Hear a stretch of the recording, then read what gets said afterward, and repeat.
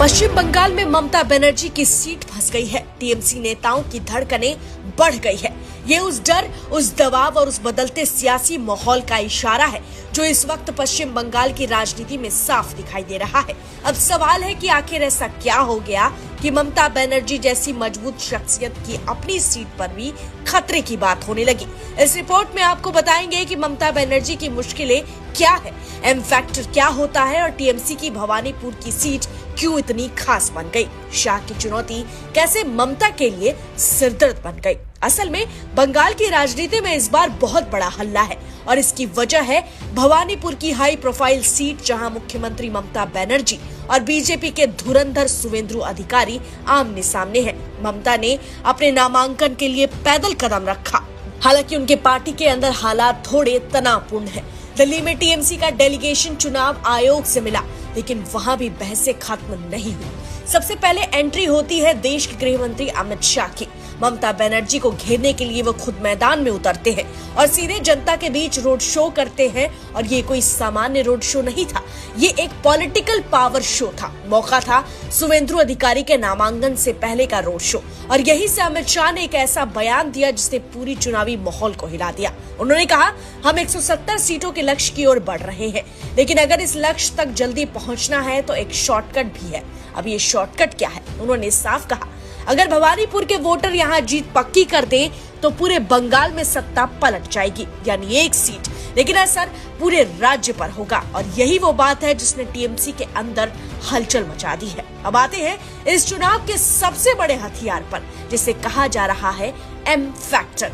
M यानी मुस्लिम vote bank. ये वही वोट बैंक है जो अब तक ममता बनर्जी की सबसे बड़ी ताकत रहा, लेकिन इस बार पहली बार सीधा इसी ताकत पर हमला किया जा रहा है। कैसे?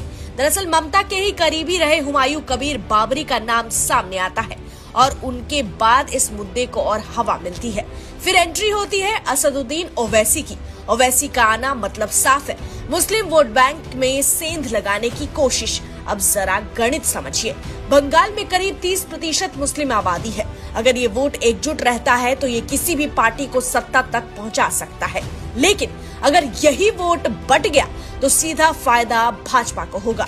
और यही खेल इस बार खुलकर खेला जा रहा है, खासकर उन जिलों में जहां मुस्लिम आबादी ज्यादा है। मालदा, मुर्शिदाबाद, उत्तर दिनाजपुर, इन इलाकों में अगर वोट बढ़ता है तो पूरा चुनावी समीकरण बदल सकता है। अब मुख्य वजह समझिए, राज्य में हुए एसआईआर अभियान यानी स्पेशल इंटेंसिव रिवीजन। इसका मतलब क्या है? पूरे राज्य के वोटरों की लिस्ट चेक की गई और लगभग 91 लाख वोटरों के नाम हटाए गए। और ये वही अभियान है जो ममता की मुश्किलें बढ़ा रहा है। इतना ही नहीं, सुप्रीम कोर्ट जाने की भी धमकी ममता बनर्जी इसके बाद देती है। सबसे बड़ा झटका ये है कि ये अभियान भवानीपुर में भी हुआ, यानी ममता बनर्जी की खुद की सीट पर भी वोटर कम हो गए। रिपोर्ट कहती है कि भवानीपुर में करीब 25% वोटर कम हो गए, यानी करीब 51,000 वोटर गायब हो गए। और इतनी संख्या किसी भी चुनाव में बड़ा असर डाल सकती है। तो समझिए कि ये वोटर कैसे घटे। असल में 91,004 वोटर जिनके नाम हटाए गए, उनमें करीब 23% मुस्लिम और 77% गैर मुस्लिम थे। एसआईआर प्रक्रिया से पहले कुल वोटर थे 2,06,295। पहले चरण में मृत पाए गए, अनुपस्थित, डुप्लीकेट नाम आदि हटाए गए कुल 44,000 नाम। दूसरे चरण में 23,000 नाम कटे और सिर्फ 18 नए जुड़े। तीसरे चरण में जांच में 14,000 वोटर थे, जिनमें से लगभग 10,000 को बहाल किया गया, लेकिन 3,875 नाम हमेशा के लिए कट गए और इनमें करीब 40% मुस्लिम थे। अब पिछली बार देखिए, ममता नंदीग्राम हार गई थी, तब उन्होंने भवानीपुर से उपचुनाव लड़ा और उन्हें मिला था 85,000 वोट, जबकि बीजेपी के कैंडिडेट को 26,000 और सीपीआईएम को 4,000 वोट मिले। इस बार अगर 25% वोटर गायब है और उनमें मुस्लिम वोटर ज्यादा हैं, तो भवानीपुर की सीट सच में मुश्किल में पड़ सकती है।